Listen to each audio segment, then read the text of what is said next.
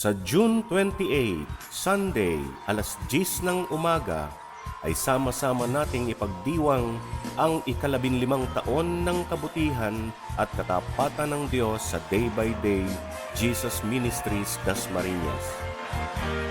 Makiisa sa ating worship celebration habang pinupuri at pinasasalamatan natin ang Panginoon sa lahat ng Kanyang ginawa sa nakalipas na 15 taon.